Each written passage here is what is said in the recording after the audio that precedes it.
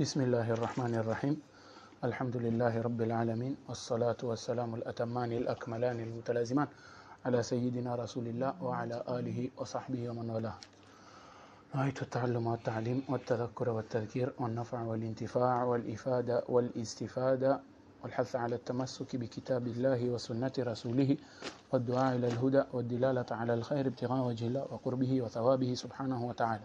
سبحانك لا علم لنا إلا ما علمتنا إنك أنت العليم الحكيم. اللهم أخرجنا من ظلمات الوهم وأكرمنا بنور الفهم وافتح علينا بمعرفة العلم سهل أخلاقنا بالحلم وجعلنا ممن يستمعون القول فيتبعون أحسنه. أما بعد. Baada ya kumshukuru Mwenyezi Mungu na kumtakia rehema na amani kipenzi chetu Bwana Mtume sallallahu alaihi wa alihi wasallam, tuendelea na madarasa haya ya fiqh katika kitabu cha Al-Muqaddimah Al-Hadramiyya, na tumefika katika kitabu cha swala, na jana tulieleza kile yani hukumu pindi ama pale ambapo kizuizi kitaondoka, sio mwanamke ametahirika au mtu amesilimu kwa haraka.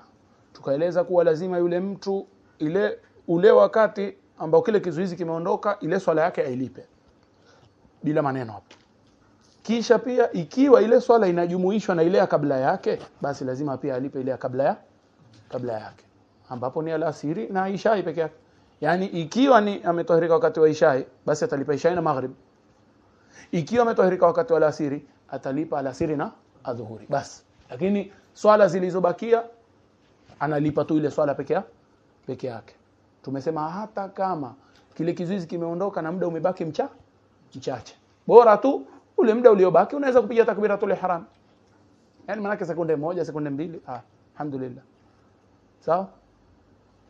Paka hapa tuko sawa? Takbiratul ihram anafanya vipi? Yani anasema tu Allahu Akbar kisha anaacha hiyo sala. Ni muda. Sisi tunaangalia ule muda uliobaki. Uchache muda. Ule muda unatosha takbira. Ikiwa unatosha takbira, tutamwambia خلاص ile swala ishakuwa wajibu juu yako. Ni muda tu tunaangalia, sawa? Tuendelee. Sasa leo ni kinyume. Jana tulizungumzia kizuizi kuondoka. Sasa ni kizuizi kuja. Time ya swala imeingia. Mtu alikuwa yuko katika tahara, jana ndo tulimalizia sio masala haya. Kasema yani tutazungumzia leo. Asema Sheikh rahmatullah alayhi, pia ulikuwa ushasoma kwa hivyo acha tupitie. Asema walau junna, lao mtu akawa na wazimu, akapatwa na wazimu. Junna yani maana yake amekushikwa na wazimu. Au hadhat, ama akapata hedhi, maana yake amepata hedhi. Au ughmiya alayhi, au mtu akapotewa na fahamu. Zote hizi ona sasa ni kizuizi kimekuja, ndivyo sivyo? Asema awwal alwaqti, mwanzo wa wakati. Yani lao mtu akashikwa na wazimu mwanzo wa wakati, au akapata hedhi mwanzo wa wakati, au akazimia mwanzo wa wakati, asema wajabal qada'u, ile swala ni lazima aikidhi baadaye. Yani baadaye kile kizuizi kikiondoka ajue ile adhuhuri ile lazima niifanye nini? Nilipe. Lazima ile adhuhuri nifanye nini? Nilipe. Asema la ilaha illa Allah Muhammadur Rasulullah. Taban hii ni ikiwa yani hii ni ikiwa kile kizuizi kitaondoka baada ya time ya swala kuondoka. Vipi yani? Mfano mtu manake hapa amekwambia lazima akidhi, sio akwambia wajib alqadha, manake lazima akidhi. Maana kukidhi nini? Ni kuwa anailipa baada, ndivyo sivyo? Tuko jamani? Maana kulipa ni kuwa analipa baadaye. Tuambia la, hii anailipa baadaye ni ikiwa hiki kizuizi ambacho kimekuja kitaondoka baada, yani kitabaki hiki kizuizi mpaka time ya swala yani mfano mtu umeingia adhuhuri, ingia saa 6:30, mfano adhuhuri imeingia, yakasema nitaswali saa 7 kwa jamaa. Haya, kabla ya saa 7 akazimia. Huyu sasa amepotea na fahamu, sio? Kapotea na fahamu, saa 9 fahamu ikarudi. Bado time ya adhuhuri iko ama hakuna? Saa 9 bado time ya adhuhuri iko. Mfano tuseme sisi adhuhuri inatoka saa 10 kasoro. Inatoka saa 10 kasoro. Kwa hivyo saa 9 alipopata fahamu yake, hatumwambie ati atakidhi ile swala. Tunaambia si time ya swala bado iko. Ni lazima iswali ndani ya time. Tuko pamoja? Kwa hivyo hapa alipokuambia ati wajib alqadha, yani maana yake lazima aikidhi ni ikiwa kile kizuizi kitabaki mpaka time ya swala Kama kizuizi kitaondoka tu baada ya nusu saa ama baada ya jisaa ama baada ya masaa mawili, lakini bado time ya swala iko, tutamwambia ni lazima afanye nini? Ni lazima aswali. Tutamwambia ni lazima aswali. Tumeelewana? Tutamwambia ni lazima aswali ndani ya time, sio ati ni kukidhi. Sawa? Haya. Na hilo sharti la kukidhi, hebu tulisikia hapa, asema wajaba alqada'u, ni lazima aqidhi ile swala, lakini wakati gani? Sasa litayo sharti, asema in madha qadra alfardhi ma'a at-tuhri in lam yumkin taqdimuhu. Ikiwa huyu mtu imepita in madha qadra alfardhi, imepita muda kuanzia time ya swala kuingia, umepita muda ambao inamtosheleza yeye kuswali swala ya faradhi, muda tu unaomtosheleza swali swala ya faradhi. Mfano time ya swala adhuhuri inaingia saa 6:30, sio? Yeye akasema mimi nitaswali saa 7, sawa? Saa 6:45, yani maana yake saa 7 kasorobo hedhi kaja kwa mwanamke. Tutamuuliza kwanza kabisa, wewe time ya swala ilipoingia ulikuwa na kizuizi chochote cha kuswali? Sema la. Haya, muda gani umepita? Dakika 15. Yani muda gani umepita mpaka ukapata hedhi? Nasema robo saa. Tuambia sawa, hiyo robo saa wewe unaweza kuswali faradhi? Robo saa inatosha kuswali faradhi? Inatosha, sio? Tuambia basi hiyo adhuhuri unadaiwa. Baadaye hedhi kikatika, ujue hii adhuhuri unadaiwa. Manake aweke rekodi, bwana mimi kuna adhuhuri nadaiwa kule ile siku ya hedhi. Tuko pamoja ama tuko pamoja? Lakini mfano la adhuhuri imeingia saa 6:30, yeye akasema mimi nitaswali saa 7, lakini saa 6:32 akapatikana na hedhi. Tunamuuliza, je, huu muda uliopita unatosha faradhi? Unatosha dakika 2? Inatosha? Haitoshi. Mfano haitoshi, sisi tuseme haitoshi, anambia dakika 2 si haitoshi faradhi, basi ile adhuhuri hadaiwi, kwa sababu ule muda uliopita hatutosema ati yani hangeweza kuswali. Yani ule muda ambao umempata katika tahara, lau hata angeanza kuswali katikati ya swala ingebatili. Tuko pamoja? Inawezekana pia kuangalia huo muda ambao unaangalia, unaweza kulingana na tunaweza angalia kulingana na swala, si ndio? Kwamba kila kitu kulingana na swala yake, maana kila swala kivyake. magharibi, Mfano alfajiri dakika 2 inatosha. Tukisema kadri ya faradhi tu bila zile sunna maanisha bila kumaanisha sisi tutamhesabia ni kwa kukadiria, yani si ni kukadiria. Tutasema hii dakika 2, je, inatosha wewe kuswali raka 2 kwa haraka? Ndio inatosha. Basi kama imekuwa hivi katika swala ya alfajiri, katika wakati wa alfajiri, tuambie alfajiri anadaiwa kwa ajili imepita zaidi ya dakika 2, mfano yani. Tuko pamoja? Haya masala yako hivyo. Lakini huyu angalia hapa akwambia ikipita kadri ya faradhi, yani ikipita kadri ambayo inamtosheleza yeye kuswali swala ya faradhi kwa uchache. Sawa? Asema hapa ma'a tuhri, angalia, pamoja na tahara. Pamoja na muda ambao unamtosha kufanya nini? Mbona tumelala? pamoja na muda ambao inamtosheleza kujitahirisha. Tuko. Lakini hii ma'a tuhri kuna kitu hapa. Akwambia ma'a tuhri, pamoja na muda ambao unamtosheleza kujitahirisha, in lam yumkin taqdimuhu, ikiwa haiwezekani kutanguliza hiyo tahara. Ikiwa haiwezekani kutanguliza, kuna tahara nyingine hauwezi kutanguliza mpaka time ifanye nini? Kama tahara gani? Tahara ya mtu ambaye ana nini? Ana kisonono cha mkojo. Huyu tumemwambia udhu wake angoje mpaka time hii. Sasa huyu hatutomuhesabia tu wakati wa faradhi. Huyu hatutomuhesabia tu kadri ya muda unaomtosheleza faradhi. Tutamwambia kwanza, wewe tutakuhesabia kadri inayokutosheleza tahara yako na pia kadri inayokutosheleza faradhi. Kwa sababu gani? Kwa ajili huyu tahara yake haiwezi kutangulizwa. Lakini watu kama sisi, tahara inaweza kutangulizwa ama haiwezi? Inaweza kutangulizwa, sio? Tunahesabu tu muda wa swala. Yaani kana kwamba tukwambia wewe bora kabla ya time kuingia uwe umefanya nini? Umetawadha. Tumeelewana ama hajaelewana hapo? Kwa hiyo yule mwanamke mfano aje atuambie, bwana mimi time ya swala imeingia lakini sina udhu. Mbona hamunihesabi time ya udhu? Mmehesabu tu dakika za swala. Tukwambia tumehesabu dakika za swala kwa ajili wewe ulikuwa unaweza kutawadha kabla ya Lakini lao akaja akasema aslan mimi na istihadha, ama nina kisonono cha mkojo, tutamwambia oh maskini wewe huwezi kutanguliza nini? Tahara. Kwa hivyo ilikuwa mpaka ungoje time iingie, uanze kujiosha kisha utawadhe, kisha ndo uswali. Kwa hivyo tunakuhesabia unahitaji dakika ngapi kujiosha na kutawadha? Nahitaji labda dakika 5. Haya, na kuswali dakika 5 nyingine. Kwa hivyo wewe mpaka ipite muda unaotosheleza tahara na swala. Kama ni 10, kama dakika 10 ndio yani itoke. Kama pengine yeye mpaka dakika kama 5 hivi ndio ajisafishe, kumaanisha yeye anadaiwa. Vipi? Mambo ya kutoka hapa hakuna. Vipi? Sijakuelewa. Nini itoke? Yaani hiyo time kabla haijatoka time. Time hakuna mambo ya kutoka hapa. Hapa tunazungumzia kutoka jamani. Kuingia time. Hapa ni time ikiingia. Chuma. Bado hujaipata. Masala yao hujayapata kabisa. Narudia. Mimi time ya swala imeingia saa 6:30. Mimi sijazungumzia kutoka kabisa time leo. Ama time ya dhuhuri imeingia. Tukwambia lazima uswali adhuhuri. Nitaswali saa 7 na jamaa. Sawa. Ikafika saa 7 kasorobo, yule mwanamke akapata hedhi. Yule mwanamke tumwambia hajaswali yeye, alikuwa ataswali saa 7.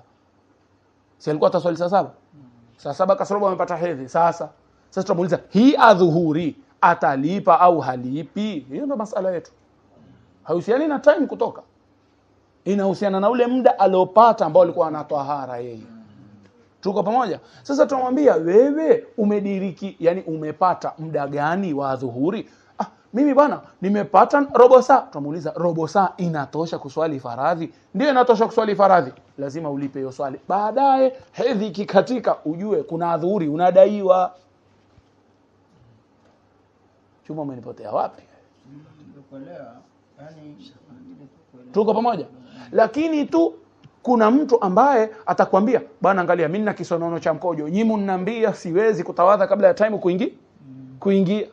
Sasa ukiwa utanihesabia tu time ya faradhi na tahara nitafanyaje? Atamwambia wewe mwenye kisonono cha mkojo, si haiwezekani kutanguliza tahara. Wewe afadhali ukidini alafu tutapoteana. Huyo ana neno, kiona chote nitakwambia mimi sina muona sio na sasa. Na neno. Lakini huyu ambaye ana kisonono cha mkojo tutamwambia wewe tutakuuliza unahitaji dakika ngapi kuswali na kujitahirisha na kuswali. Nahitaji dakika 10. Tutamuuliza je, umediriki dakika 10 katika time ya adhuhuri? Ndio nimediriki dakika 10 katika time ya adhuhuri. Tukwambia adhuhuri unadaiwa. Adhuhuri bwana nimediriki dakika 5 tu mara hedhi ikaja. Tuambia haina neno. Wewe huna haja ya kufanya nini? Wewe huswali ile adhuhuri hudaiwi. Kwa sababu gani hudaiwi? Kwa sababu umepata muda unaotosha faradhi lakini haujapata muda unaotosha tahara. Lakini sisi watu wa kawaida tuambiwa lazima upate tu muda unaotosha faradhi. Muda wa tahara hauhesabiwi. Mafahamu au msh mafahamu? Hii ni muhimu, yani masala haya bado kama tulivyosema ni masala ambayo madada zetu lazima waambiwe. Lazima wafundishwe. Yani ajue kuwa mimi leo ndo nimepata hedhi. Nimepata hedhi wakati wa alfajiri mfano. Mwanamke ameamka. Yani tuseme. Mfano tuzidishe mfano. Haya mambo ambayo yanatokea sana tuzidishe mfano. Ambao kidogo yana ugumu labda kueleweka. Mwanamke amelala usiku kama kawaida, akiamka 11:15. Kwa tahara, akiamka 11:15 yuko tahara. Kaenda kidogo tawadha hivi. 11:20 umetoka ameanza ada yake. Alfajiri ingia saa ngapi? Siku hizi alfajiri yachelewa. Sisi tupige hesabu kama alfajiri ingia 11. Pige hesabu mfano alfajiri inaingia 11. Huyu kumbuka hedhi amepata 11:20. Lakini yeye tangu kuamka ni dakika 3 tu ama 5. Tuko pamoja? Yaani yeye tangu kuamka hajapata muda mwingi, lakini tangu time ya swala kuingia ni tangu 11 dakika 20 hizo bwana. Dakika 20 zinatosha tahara. Zinatosha swala. Zinatosha. Tumwambia lazima alipe ile swala. Baada ya siku 7 damu yake katika ada yake katika tuambia ujue kuna alfajiri unadai. Lakini ile alfajiri bwana mimi naamka tu baada ya dakika 3 damu kumbia. wewe sisi hatuangalii kutoka kuamka kwako, tunaangalia umepata muda gani ndani ya time na ulikuwa na uwezo wa kuswali lakini kuswali umepata dakika 20. Dakika 20 ulikuwa unaweza kuswali faradhi? Ndio. Basi ujue wewe ile swala unadaiwa. Tuko pamoja? Sasa? Hai. Ama mtoto mdogo, sisi tumesema mtoto mdogo hukumu ni vipi pia? Mtoto mdogo, taban mtoto mdogo tulimzungumzia jana. Mtoto mdogo akibalighi. Mfano mtoto amebalighi saa 11, maana yake 11 ametoka na manii. Tumwambia haya, oga, uswali alasiri. Na hukumu ya dhuhuri. Hukumu ya dhuhuri. Hii ni darasa jana, si ya leo. Hukumu ya dhuhuri.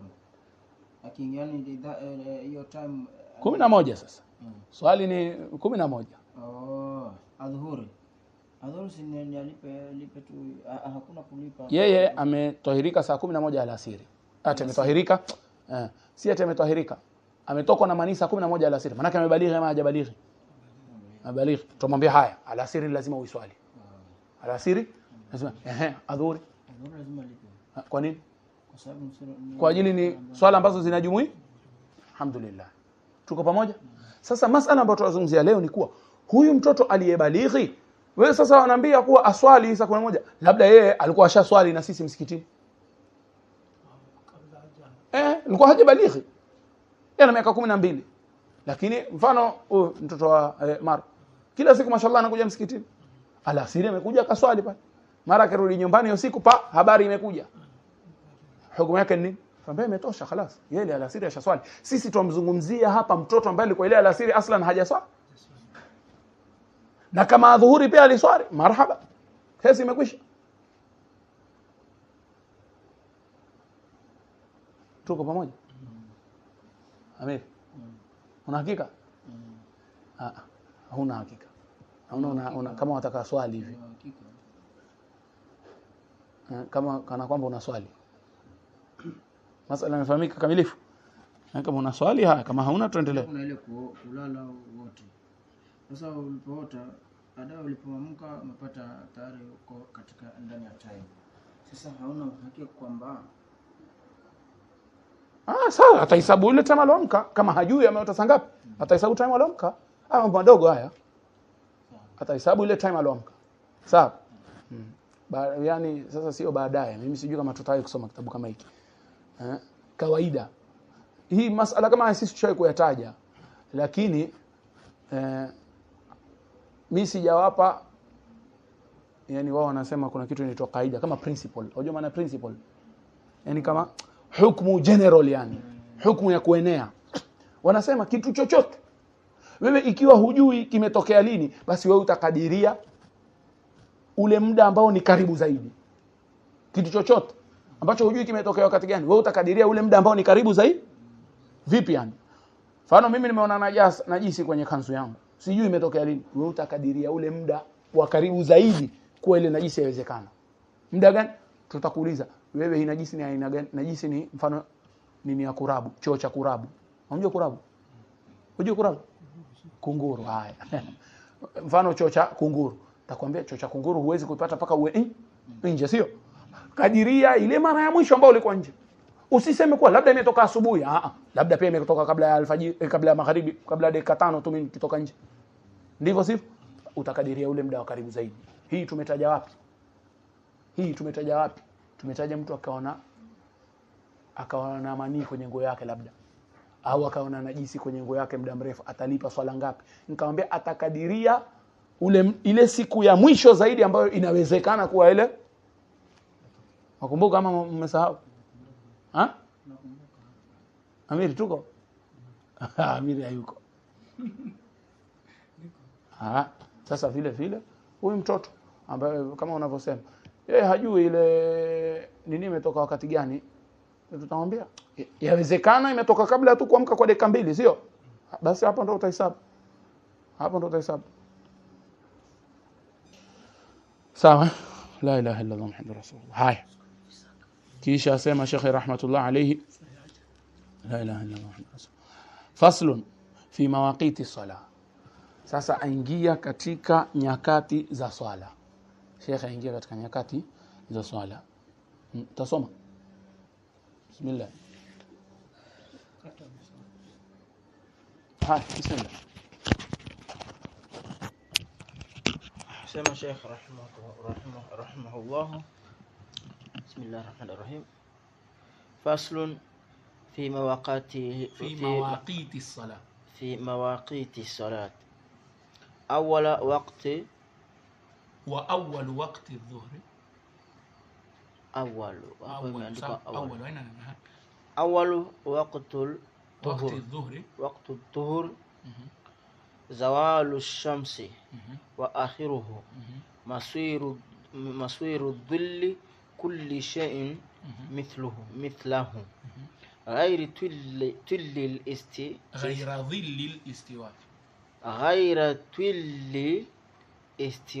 الاستواء ولها وقت فضيلة أوله ثم اختيار إلى آخره وأول وقت العصر إذا خرج وقت الظهر وزاد قليلا ولها أربعة أوقات فضيلة أوله واختيار إلى مصير ظل مثلين ثم جواز إلى الإسفرار ثم كراهة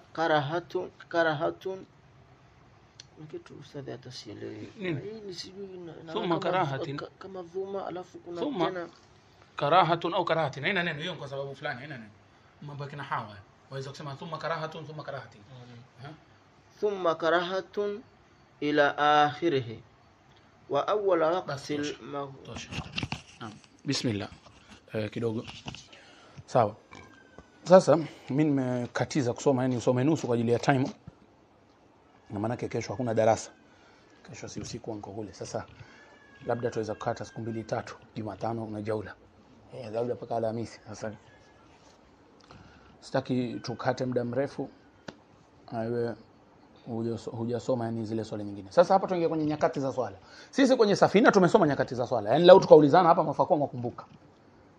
Na ndo mtihani kabisa. Sisi tumesema kwa siku tutafanya mtihani. Bismillah. Nyakati za swala makumbuka. Alfajiri kutoka wakati gani mpaka wakati gani?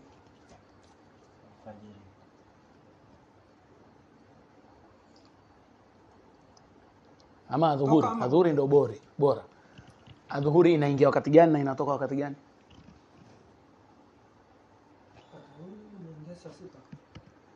Saa 6. Mara nyingine saa 6:30, mara nyingine saa 6:15, mara nyingine saa 6:40. Inaingia wakati gani kulingana na jua? Tumesoma jamani. Sisi tutafanya machezo. Pale ambapo ani kivuli kimepita yani kiko karibu na alafu imepita. La ilaha illa Allah Muhammadur Rasulullah. Jamani. Hakuna kutualika kabisa. Yani pale ukisimama kivuli kiko karibu na yani kiko adhuhuri inaingia wakati gani jamani? Jua likipinduka. Mwanafunzi huangalie kivuli. Angalia jua lenyewe limepinduka au halijapinduka. Angalia kivuli. Jua lenyewe limepinduka au halijapinduka. Hatuangalie kivuli. Manake mara nyingi, sehemu nyingi katika dunia, hata jua likiwa kati na kati, kuna kivuli bado. Sasa utajuaje kivuli sasa jua limepinduka au halijapinduka? Mpaka uliona. Yaani unaona lile jua likiwa katikati, bado huwa wewe una kivuli fulani. Inaitwa kivuli cha istiwa. Inaitwa kivuli cha kati na kati. Na yote umeisoma kwenye safina. Sasa hatuangalii kivuli, tunaangalia jua limepinduka au halijapinduka. Hizi bwana, adhuhuri ingia saa ngapi? Jua likipinduka. Atoka saa ngapi? Unajua yani pale kivuli kitakapo kwa yani sawa sawa na urefu wa kitu, alafu ongeza kidogo. Hiyo kidogo tutaeleza kwa nini. Haya, sasa hapa tutazungumzia hizo nyakati za swala. Allahumma, ndani ya kitabu wenyewe, ndani ya kitabu chenyewe, zile nyakati kuna vitu faida amezitaja. Sisi kwenye safina tulieleza tu nyakati za swala, na nafikiri tulieleza wakati gani ni bora, nafikiri tulizigawanya zile, lakini mwenye safina hakufafanua. Huyu kila nyakati ya swala amefafanua. Tuko Maro, tuko hatuko? Kwa nini hatuko? Kuna nini? Bismillah. tuko. Hai. Sasa hapa ataeleza nitaje hizi nyakati za swala. Asema Sheikh rahmatullah alayhi, wa awwal waqti adh-dhuhri, na mwanzo wakati wa adhuhuri, zawalu shamsi. Na adhuhuri ndio swala ya kwanza masahaba walioswali pamoja. Adhuhuri ndio swala ya kwanza masahaba walioswali pamoja. Na Mtume aliposhuka Isra na Miraji alfajiri hawakuswali pamoja. Bali maulama wanasema ile alfajiri bwana Mtume sallallahu alaihi wa sallam hakuswali kwa sababu alikuwa bado hajafundishwa namna ya kuswali. Adhuhuri Saidina Jibril akaja akamfundisha namna ya kuswali na time ya kuswali. Na hizi nyakati zimechukuliwa katika hadithi ambapo bwana Mtume ameeleza sallallahu alaihi wa sallam kuwa siku ya kwanza Saidina Jibril Jibril alishuka akanifundisha tukaswali mwanzo wa wakati, na akataja nyakati hizi. Kisha siku ya pili akaja tukaswali naye mwisho wa nyakati. Kisha akaja akasema wa ma bainahuma swala, na baina hizi nyakati tuloswali, yani pale katikati hii wote ni muda wa swala. Ingawa pia kuna na hadithi nyingine tofauti. Sawa? Wakati wa dhuhuri ni jua likifanya nini? Likipinduka. Akasema wa awwal waqti dhuhuri, na mwanzo wakati wa dhuhuri, zawalu shamsi, ni kupinduka kwa nini? Kwa jua, yani litoke pale katikati. Wa akhiruhu, na mwisho wake tumesoma pia kwenye safina hakuna maneno mingi, masiru dhilli kulli shay'in mithlahu, ni kufika ama ni kuwa kivuli cha kitu mfano wake, yani kivuli cha kitu kiwe mfano wa kile kitu chenyewe, yani kwa urefu. Kama urefu wako wewe, mfano wewe ni mita 1 na labda sentimita 70, mfano yani mita 1 na sentimita 70 mita 1 na sentimita 70 sio 1.7, mfano mita 1 na sentimita 70. La ilaha illa Allah Muhammadur Rasulullah. Tunataka kivuli kifike mita 1 na sentimita 70, kisha akwambia hapa ghaira dhillil istiwa, baada ya kuondoa, bila ya kile kivuli cha wakati wa nini? Istiwa, bila ya kile kivuli cha wakati wa jua likiwa kati na kati. Kama nilivyoambia, wakati jua liko kati pale juu utosini, sio sema jua likiwa utosini, sio? Jua likiwa kwenye likiwa utosini pale huwa kuna kivuli kidogo. Sasa kile kivuli kitakuwa kama labda sentimita 5. Inategemea huku kwetu kwa ajili tuko karibu na equator, basi huwa kile kivuli ni kidogo, lakini baadhi ya sehemu kivuli ni kingi. Kivuli ni kikubwa. Kwa hiyo tutasema labda nafikiri sentimita 2 tu au 3. Mfano sentimita 2. Mweza kujaribu. Ile siku sisi tuliketi na watoto nikamwambia watoke wapime. Waliposoma mambo haya.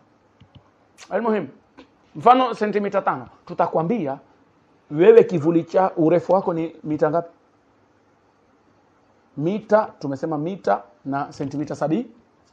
Basi tunataka kivuli, yani ndio tuseme time ya dhuhuri imetoka, ni mpaka kile kivuli kifike mita 170 baada ya kuondoa zile sentimita 5 za wakati wa kivuli cha nini? Za kivuli cha wakati wa istiwa. Kivuli cha wakati wa jua kikiwa kati na kati ama likiwa utosini. Maana yake tunataka kivuli cha sentimita cha mita 100 na sentimita 75. Tuko? Hatuko. Mfano urefu wako wewe ni mita na sentimita 70, sio? Ili adhuhuri iwe imetoka, tunataka kivuli ambacho chatoshana na urefu wako. Kwa hivyo tunataka kivuli ambao urefu wake ni mita na sentimita 70. Lakini tukwambia bila ya ile kivuli cha wakati ambao jua liko utosini. Bila kile kivuli. Maana wakati ule huwa kuna kivuli. Hicho kivuli ni sentimita ngapi? Sentimita 5. Tukwambia basi tunataka kivuli hiki cha wakati wa kutoka kwa adhuhuri. Tunataka kivuli hiki kiwe urefu wake ni urefu wako wewe plus plus ile sentimita 5 ambayo tutaitoa. Maana hii sentimita 5 tangu wakati wa jua kuwa utosini, hii sentimita 5 bado hii. Kwa hivyo tutataka kivuli ambacho urefu wake ni mita 1 na sentimita 75. Kwa nini mita 1 na sentimita 75?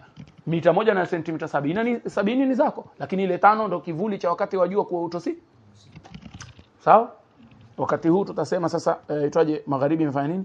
Imetoka. Magharibi adhuhuri imefanya nini? Imetoka.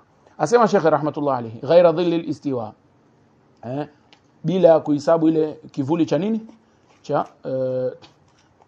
Cha wakati ambao jua liko utosini. Kisha asema wala waqtu fadila. Sasa kabla ya kuingia hapa, mimi sina uhakika tulivyosoma na nyinyi, kusema ukweli. Nimeghafilika. Lakini nadhani kana kwamba sisi tuliesherehesha na tukaeleza kuwa hizi nyakati za swala kuna wakati bora zaidi wa kuswali, wakati wa mwanzo, sio?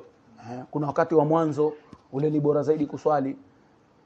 Sasa umuman generally hivi, wacha tuzieleze hizi nyakati zote ili muzielewe. Hizi nyakati bwana zinagawanyika takriban, tuseme nyakati ambazo sisi tuseme tutazieleza zaidi, tueleze kama 6. Haya, tueleze nyakati 6 ili ieleweke sana. Kuna nini? Bismillah. Tueleze nyakati 6. Mfano ama si mfano, wakati wa kwanza ni wakati unaitwa wakati wa fadhila. Kiarabu unaitwa wakati wa fadhila, ama kifikihi wanazuoni wameuita wakati wa fadhila. Huu ndo wakati bora zaidi, ndo wakati bora zaidi. Na huu ni ule wakati wa kwanza kuanzia time ya swala ingie. Utahesabu time ya swala ikishaingia, wewe unahitaji kutawadha, sawa? Kama umesafiri unahitaji kufanya ijtihadi ujue qibla, sawa? Unahitaji kuadhini, unahitaji kukimu swala, unahitaji kusali kablia, unahitaji kungoja jamaa. Hiyo yote inahitaji muda gani? Mfano inahitaji dakika 30. Mfano yani. Unajua sehemu tofauti kuna muda wa kwenda msikitini, sio? Utahitaji labda dakika 30. Utakwambia basi ikiwa utaswali within, yani katika hizi dakika 30, ikiwa utaswali wewe swala yako katika hizi dakika 30, basi wewe umepata wakati wa fadhila, umepata mwanzo wa wakati. Huu wakati wa fadhila ndio unaitwa mwanzo wa wakati na ndio amali bora zaidi. Na Mtume akiulizwa katika hadithi, amali gani ni bora? Akasema as-salatu fi awwali waqtiha, au kama qala, ni swala katika mwanzo wa wakati wake, sallallahu alaihi wasallam. Tuko pamoja? Kwa huo ni ule wakati wa kwanza, wakati bora zaidi. Kisha kuna wakati mwingine unaitwa wakati wa ikhtiyari. Kwa Kiarabu unaitwa wakati wa ikhtiyari. Huu wakati wa ikhtiyari kwa Kiswahili utasema ni kama wakati, yani maana yake sio kwa Kiswahili, lakini maana yake ni kuwa ni ule wakati ambao ukiswali kuna fadhila kidogo pia, lakini sio kama ule wakati wa huu wakati wa pili pia una fadhila kidogo, lakini sio kama wakati wa kwanza. Una fadhila lakini sio kama ule wakati wa kwanza. Sawa? Yani tukisema una fadhila maana yake ni bora kuliko wakati unaokuja baada.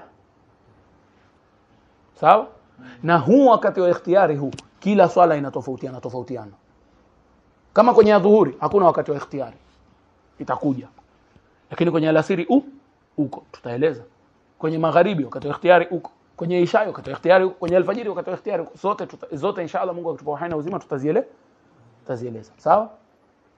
Kuna wakati wa tatu. Wakati wa tatu ni wakati wa jawazi. Jawazi imetokana na nyenye kujuzu. Yani wakati ambao unafaa wewe uswali, haina neno. Yani inafaa wewe uswali bila umakuruhu wowo. Ona sasa hapa. Sasa ona tumeshuka. Kwanza wakati wa fadhila ni bora zaidi. Kisha ile ya pili ukasema kuna ufadhila lakini sio bora zaidi. Kisha hii ya tatu angalia, zile fadhila zote ushaziporomosha. Ya tatu ni wakati ambao inafaa wewe uswali, haina neno. Inafaa bila umakruhu. Jawazi kwa Kiarabu. Kwa Kiarabu ni jawazi. Huu ni wakati ambao inafaa wewe uswali, lakini ujue hakuna fadhila ya ziada na vile vile hakuna umakruhu. Pia hii inategemea swala yenyewe. Kama una adhuhuri haitajwi wakati huu. Kwa sababu haina general, yani utasema kama ambaye haina, tutaeleza inshallah. Sawa, lakini alasiri iko. Magharibi iko, ishai iko. Sawa? Alfajiri iko, zote zilibaki ziko. Huu ni wakati wa kuwa inafaa wewe uswali bila umakruhu. Kisha sasa kuna wakati unaitwa wakati wa umakuruhu. Yani ni wakati ambao wewe kuswali wakati huo ni makruhu. Hakuna dhambi. swala inaswihi, hakuna dhambi, lakini umefanya makuruhu. Lakini umefanya nini? Makuruhu. Hii pia katika swala zote nyingine ziko isipokuwa adhuhuri. Itakuja. Na pia kila swala inategemea kivyake. Yaani tukifika mfano kwenye alfajiri nitakwambia bwana angalia, wakati wa makruhu ni hunu. Isha wakati wa makruhu yake ni tofauti. Alfajiri wakati wa makruhu yake ni tofauti. Magharibi wakati wa makruhu yake. Tumeelewana? Haya. Kisha kuna wakati wao wenyewe wanauita ni wakati wa udhuru. Wakati wa udhuru ni wakati wa kujumuisha. Yaani ni zile swala ambazo unaweza kuzijumuisha ndo zinaitwa yani ni swala ambazo zina wakati wa udhuru. Hii mimi naona afadhali usiandike. Maana itakuchanganya tu. Andika makruhu. Wakati wa makruhu. Wakati wa makruhu inategemea kila swala. Sawa? Kisha ambao sasa ni ambao tutahitaji sisi, yani ya mwisho ambao ndo muhimu, wakati wa uharamu. Yani ni haramu kuswali wakati huo. Maana yake ni wakati gani? Huu ni wakati ambao yani ni ile mtu acheleweshe swala mpaka ifike time, ile time iliyobakia ni kidogo, haitoshi swala. Naambia huu ni wakati ni haramu kuswali. Lazima aswali lakini bado ni haramu. Angalia vituko hivyo. Yani lazima aswali, maana yake lazima aswali isha. Sio? Lakini ni haramu, yani maana yake ni haramu kuichelewesha swala mpaka wakati huu na anapata madhambi. Tuko pamoja? Sasa hizi nyakati tano wewe mpaka uzijue. Wakati wa fadhila, wakati wa ikhtiyari, wakati wa jawazi, kisha wakati wa makruh na wakati wa haram. Kisha kuna wakati wa udhuru, kama tulivyosema wakati wa udhuru ni zile swala ambazo zinajumuishwa. Yaani mfano adhuhuri wakati wake wa udhuru ni upi? Adhuhuri wakati wake wa udhuru tutasema ni upi? Wakati wa udhuru, wakati wake ni upi? Adhuhuri wakati wake ni kama tulivyoeleza sasa hivi. Sawa? Adhuhuri ni wakati wake ni kutoka jua lipinduke mpaka kivuli wakati wake wa udhuru ni upi? Nimekwambia wakati wa udhuru ni ule wakati wa mambo ya kujumuisha swala. Sasa adhuhuri wakati wake wa udhuru utakuwa ni upi? Wakati wa alasiri. Yaani maana yake adhuhuri wakati ukiwa na udhuru wa safari unaweza kuiswali wakati wa ndo ule wakati wa alasiri unaitwa ni wakati wa udhuru wa adhuhu. Umeelewa sasa? Haya, tukikuuliza wakati wa udhuru wa alasiri itakuwa ni vipi? Swala ya alasiri wakati wake wa udhuru ni ipi? Ni adhuhuri. Ni wakati wa adhuhuri. Yaani maana yake ukiwa katika udhuru wa safari alasiri utai. Sasa imeeleweka? Lakini alfajiri haina wakati wa udhuru. Alfajiri haina wakati wa udhuru, lazima iswaliwe ndani ya time yake. Magharibi wakati wake wa udhuru ni gani? Ni isha. Na isha wakati wake wa udhuru ni gani? Magharibi. Basi ndio hiyo, hata naona hakuna haja kuandika. Sawa? Haya. La ilaha illa Allah Muhammadur Rasulullah. Sasa tumalize tu huu adhuhuri, kisha inshallah Mungu akutupa uhai na uzima tuingie alasiri. Akwambia walaha waqtu fadila. Na swala hiyo ya dhuhuri ama swala hii ya dhuhuri nasemaje? Wala waqt fadila iko wapi? Wala waqt fadila awwalahu. Sawa. Asema na hii swala ya dhuhuri ina wakati wa fadila. Yani tunasema wakati wa fadila ndio ile bora zaidi kuswali. Na tushaieleza nini wakati wa fadila. Asema wakati fadila awwalahu, yani mwanzo wake. Mwanzo yani kwa ile time uliyokuambia, yani takriban huwa haipiti dakika 45. Haipiti dakika 45 kutoka time ingie. Yani wewe ukitaka kupata swala ndani ya ule muda wa fadhila, bora uiswali kwa zile dakika takriban dakika 50 za kwanza. Pale tutakwambia ndio umepata swala ndani ya time yake bora. Sawa? Adhuhuri zinaingia saa 6:30. Basi wewe usipitishe saa 7:15. Uwe ushaswali. Utakwambia umepata hata kama angalia. Kweli hapa. Jambo tu sio lazima uswali kabla, sio lazima uadhini. Sisi tumesema ni ule muda unaotosha kufanya hivi vitu. Sio lazima hivi vitu uvifanye. Inaweza kuwa ushatawadha kabla. Inaweza kuwa wewe hauhitaji ile time ya kwenda msikitini, uhitaji labda umefanya itikafu, umetoka kurudi huko msikitini. Haina neno. Unaweza kuichelewesha kwa dakika 20, 25 kutoka kuadhiniwe. Umeipa dakika 20. Kuna kitu umefanya labda? Sijafanya chochote. Mmeketi tu mimi natia story, hata sisome Qur'an, natia story. Je, nimepata wakati fadhila? Utakwambia umepata. Sisi hatuangalii umefanya hivi vitu ama hujafanya. Tunaangalia time. Yaani hii inahesabiwa ni mwanzo wa wakati. Hii inahesabiwa ni mwanzo wa wakati. Tuko pamoja? Amiri, una hakika? Aha. Yani huko ndani ya msikiti. Hata kama hujaswali ile wakati na ile wakati ambao wamesema ni Fadhila. Hujaswali wakati wala tena maadamu uko ndani ya msikiti. Wewe hujanielewa. Yani huyu wakati wa fadhila ama wakati bora zaidi sisi tumesema ni wakati aina gani? Ni kutoka time ingie mpaka ule muda ambao unakutosheleza wewe kufanya vitu vinavyofanya ukamilifu wa swala. Mfano kutawadha. Sawa? Kama ni kutafuta qibla, kama ni kwenda msikitini unahitaji dakika ngapi? Sasa kutawadha tuseme dakika 3 ama dakika 5. Hiyo